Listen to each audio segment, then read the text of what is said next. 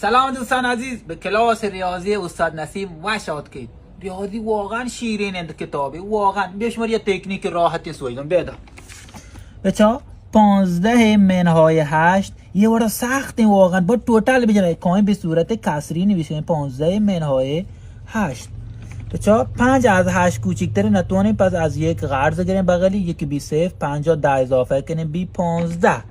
15 یه پد همه وردی نه حالی کنه چا 15 منهای 8 قرض گیریش یه 10 اضافه کنیم بی 15 یه همه وردی 40 ریته بیا وردای کنم.